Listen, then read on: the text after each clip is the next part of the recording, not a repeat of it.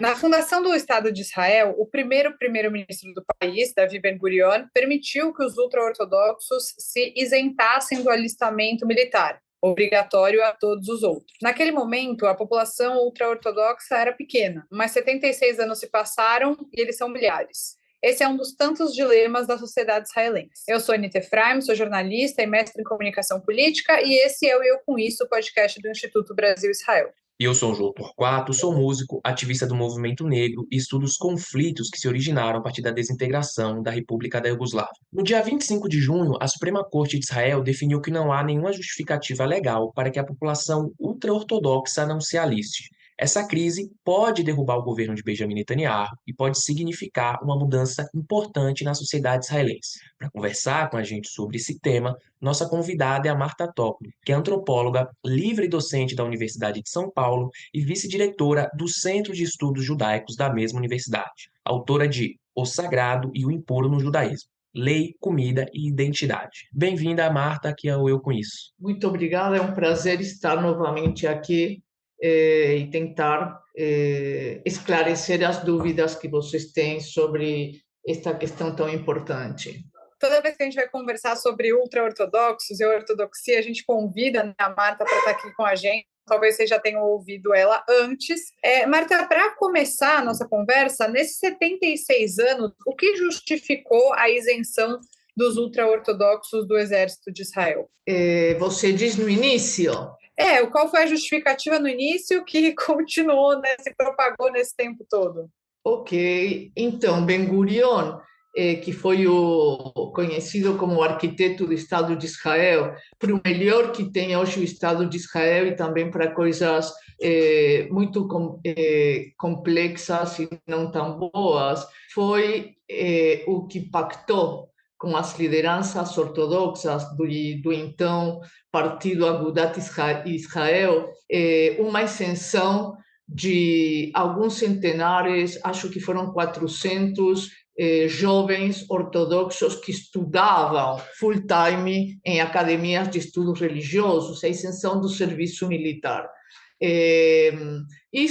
A origem deste acordo tem a ver com o acordo do status quo, que foi um acordo ainda assinado em 47 entre a liderança de Agudat Israel, que era representante dos ultra-ortodoxos à época, Ben-Gurion, o Mapai, aqueles que seriam os governantes do futuro Estado de Israel.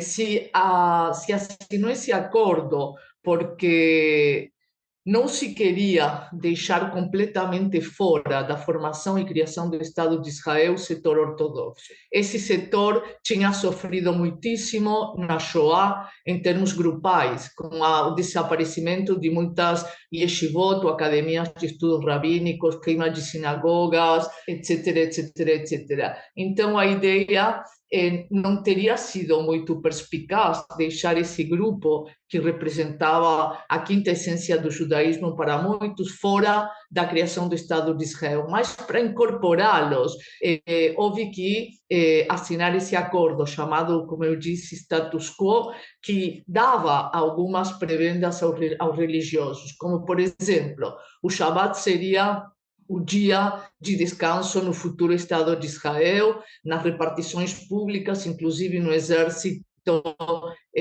só circularia comida kasher, e a independência e autonomia total das escolas e colégios ortodoxos do Ministério de Educação. Também se assinou a isenção dos meninos ortodoxos que estivessem estudando full-time nas yeshivot. Como eu disse no início, eles serão menos de 400. Com o passar dos anos, esses 400 hoje se transformaram em algumas dezenas de milhares. Por que se assinou esse acordo?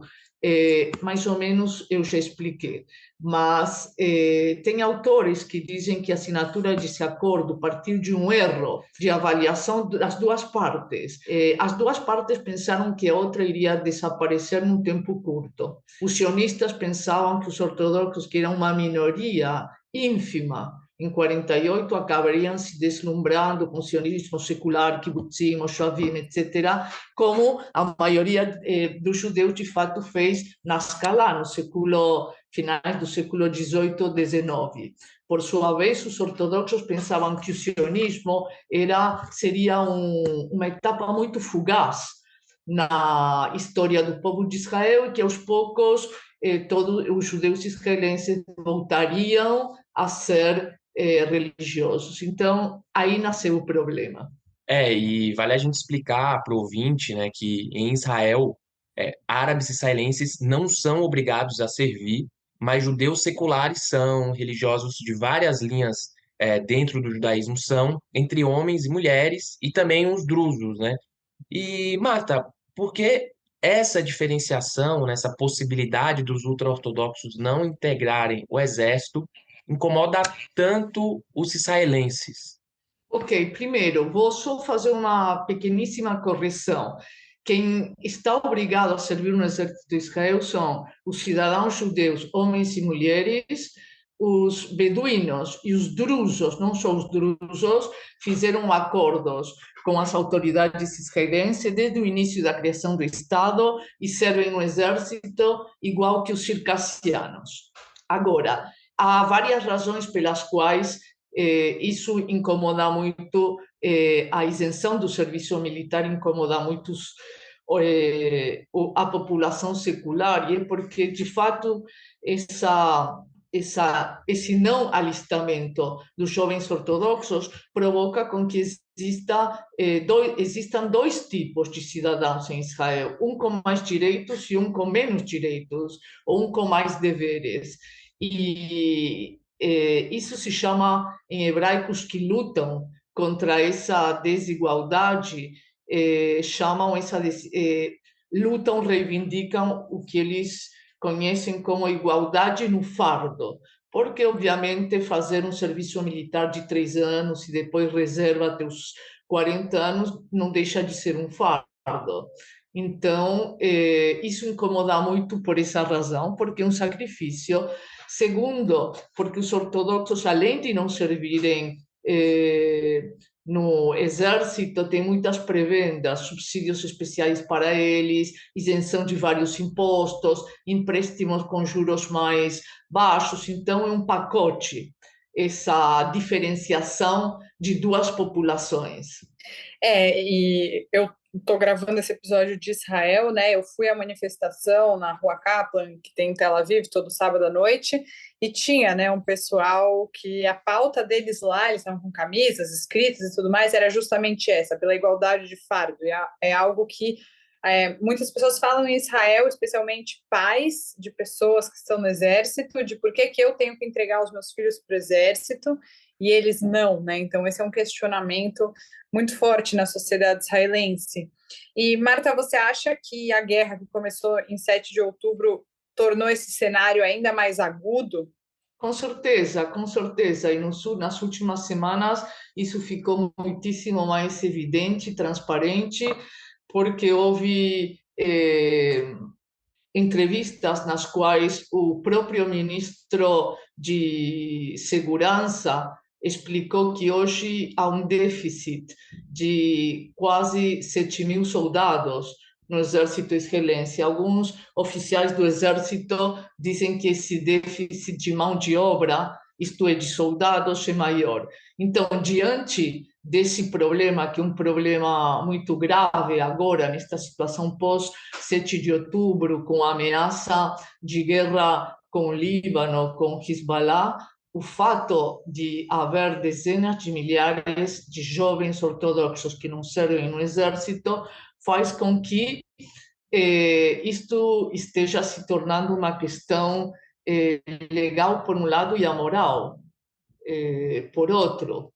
E você deve saber que as lideranças ortodoxas, não por Israel estar hoje numa guerra longa de desgaste, na qual morrem quase todos os dias 2, 3 pessoas, isto é, soldados, os ortodoxos não mudaram a sua abordagem em relação a este problema. Até houve manifestações bastante agressivas e manifestações de lideranças ortodoxas, dizendo, entre elas, o rabino Mor Sefaradi Yosef, dizendo que se o Estado iria alistar forçosamente os ortodoxos, eles emigrariam, ou prefeririam a morte a servir no exército do Estado de Israel. E entrando nisso, né, do 7 de outubro e dessa relação que está até no texto da Dani Kresh, quando começou a ter esse debate, que foi a declaração do chefe do Estado-Maior das Forças Armadas, né, o Herzi Halevi, que ele falou, né, que o serviço militar obrigatório, nesse momento, deve se aplicar a toda a sociedade israelense. E aí, abre aspas, né, que ele falou, em tempos desafiadores como esses, uma coisa é muito clara, todos devem fazer a sua parte para proteger o nosso lar. Esse é um momento diferente e as realidades anteriores devem ser reexaminadas, aqui fechar aspas dessa fala, né? E mostra assim como dentro da cúpula do Exército, né, as lideranças entendem que o 7 de outubro criou uma situação diferenciada, né? E um dos pontos relevantes da isenção do Exército, além disso, do foco de estudar as fontes judaicas, também tem um fato que é manter a comunidade ultra-ortodoxa afastada de um certo mundo exterior, né? E por que esse fato é tão importante para essa parcela da população israelense? Antes de deixar a Marta responder, eu quero frisar que a Marta tem um livro, né, Marta, sobre pessoas que deixaram a comunidade ultra-ortodoxa ao longo da vida.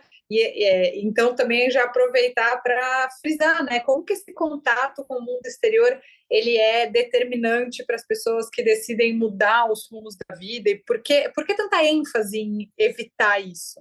Ok, há um paradoxo que, por um lado, vemos na ortodoxia uma ideologia, uma visão de mundo fundamentalista, poderíamos dizer, de certos, pelo menos eu acho, de certos setores da ultra-ortodoxia, porque a ortodoxia e a ultra-ortodoxia não são homogêneas no Estado de Israel, mas pensaríamos que grupos com uma ideologia tão forte, tão fechada, teria que ser mais resistente a influências externas, mas não é o fato. Então, abertamente, as lideranças ortodoxas dizem que se seus filhos participam do exército, acabarão deixando a ortodoxia, porque vão ver um outro mundo, vão estar próximos de mulheres, vão ouvir mulheres cantando, vão ver outro sistema de vida e vão acabar sendo cooptados ou deslumbrados por esse sistema, o que mostra que, na verdade, então, essa ideologia é bastante mais frágil e precária do que nós de fora poderíamos imaginar, e que se estabelece e se defende, justamente se defende através de erguer muralhas, guetos que não são só simbólicos. Em Israel são bairros completamente separados. Isso em relação à sua pergunta. Eu esqueci um pouquinho a pergunta, desculpem, do... Porque eu perguntei que é importante para a comunidade ultra-ortodoxa, né, além do fato de estudar as fontes e tal, uma das questões que acaba esbarrando com a isenção do exército é essa certa característica de se afastar do mundo exterior. E por que que isso é um fator importante para essa parcela da população? Ok, essa parcela da população costuma viver em clivagens ou bairros étnico-religiosos que estão separados. Isso é um pouco, eu já respondi a pergunta. Eles se separam se separam geograficamente e se separam simbolicamente. Um exemplo, por que no status quo aquela reivindicação de autonomia total das escolas e colégios e academias rabínicas ortodoxas? Porque eles não ensinam nessa rede educativa ortodoxa disciplinas seculares básicas, como matemática, hebraico moderno, história, geografia, etc. Não existe um currículo mínimo que eles estejam obrigados a ensinar às suas crianças, jovens, etc. Então, isso acaba criando uma população com valores completamente diferentes e com conhecimentos diferentes, a tal ponto que quando eu entrevistava esses dissidentes da ortodoxia, eles mostravam grandes dificuldades em se inserir na sociedade moderna e secular, porque às vezes nem sabiam muito bem falar hebraico moderno, com certeza não gírias, não podiam entrar à universidade porque não tinham conhecimentos básicos das disciplinas seculares. Então, é um grupo que se mantém e faz separado e faz dessa separação uma bandeira. Isso que eles querem, estar o mais separados possíveis da sociedade moderna e secular, dos símbolos do Estado de Israel também. O paradoxo ou a contradição é que eles são sustentados por esse Estado e são sustentados com os impostos da população secular. Então, é uma separação um pouco estranha, para dizer o mínimo. Muito bem colocado, para dizer o mínimo, mas pode ser que efetivamente essa decisão mude a situação, né? Começou com 400 pessoas, hoje eles são milhares, tem um déficit muito importante, então pode ser que realmente eles se vejam obrigados a entrar no exército. Como você acha, Marta, uma hipótese, um exercício de futurologia, mas que a entrada deles poderia mudar o exército? Eles têm alguns pontos já, alguns pontos de contato de tentar negociar. Então, se eles tiverem que entrar, eles querem bases só para homens, não bases mistas. Então, como você acha que essa entrada poderia mudar o exército? A gente fala muito dessa igualdade de fardo, que é importante, que as famílias se sentem muito incomodadas, mas de alguma forma isso poderia causar aspas aqui, problema para o exército, porque, para quem não sabe, o exército de Israel, quando ele foi criado para ser uma mistura da sociedade israelense, porque lá todos são iguais, então não importa se você veio do sul, se você veio do norte, se você veio de Jerusalém, de Tel Aviv, quando você vai servir, todo mundo é igual. Então, como isso poderia mudar o caráter do exército?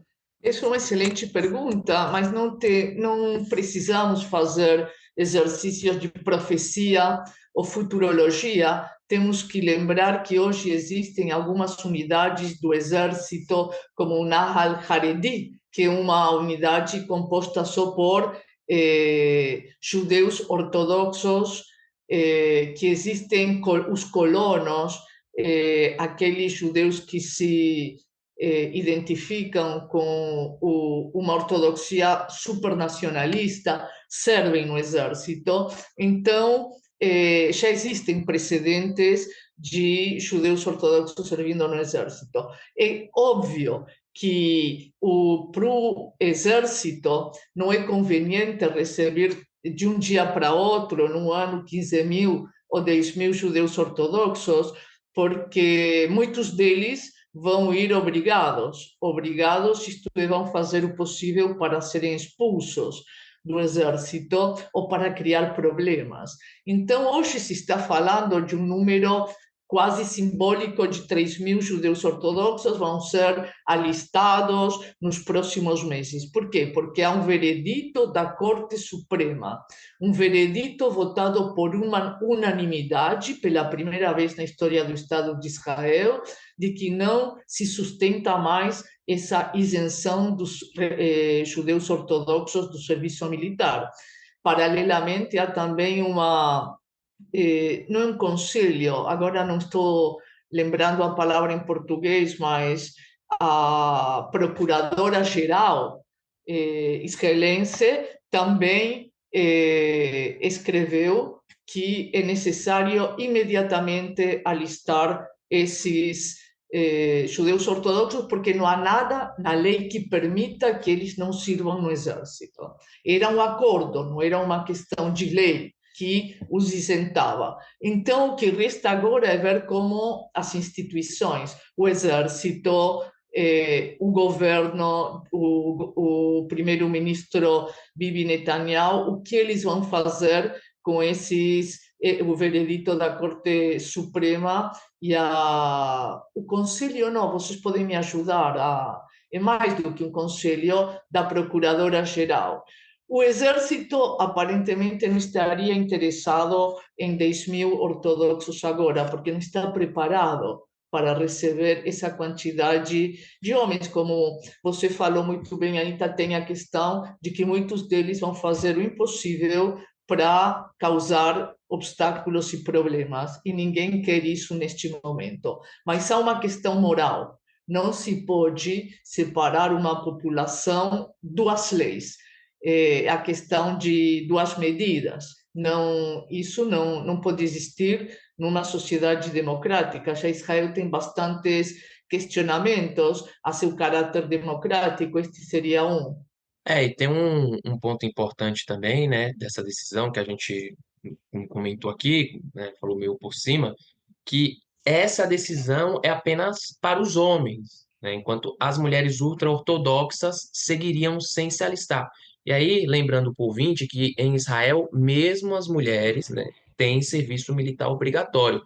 Você pode comentar sobre essa questão, né, o fato de que as mulheres ultra-ortodoxas não vão se alistar, mesmo as mulheres fora da ortodoxia se alistando e tendo um serviço militar obrigatório, assim como os homens? Sim, esse é um problema menor, porque também devemos pensar ou lembrar ou saber que os judeus ortodoxos casam muito cedo, as moças casam muito cedo e provavelmente aos 18 anos já têm um, dois filhos pequenos, o que as faz não interessantes para o exército. Então, o que se poderia exigir delas é fazer serviço nacional, existe essa figura em Israel. Em lugar do exército, você faz o que aqui chamaríamos de serviço comunitário. Então, o problema não é com as mulheres, porque esse tipo de mulher também não seria um tipo de soldado que queira exercer funções de destaque. Então, não acho que esse seja um problema. E para além disso, né, a decisão da Suprema Corte ainda precisa passar pelos processos políticos internos, né? A Knesset, o parlamento israelense, pode e deve legislar sobre o tema, mas enquanto isso não acontece, os juízes definiram que as escolas religiosas que tiverem alunos fugindo do alistamento terão verbas do governo cortadas. Quais as implicações disso? Porque parece que é um tipo de pressão, né, que a Suprema Corte ali faz em cima das escolas com esse corte. É, tem um impacto político, né, muito forte. Com certeza, um impacto político muito forte, isso mudaria algumas premissas, se possível dizer, da sociedade israelense até hoje, essa separação tão marcada entre a população ortodoxa e a população secular no que diz respeito a deveres cívicos, como é o serviço militar obrigatório.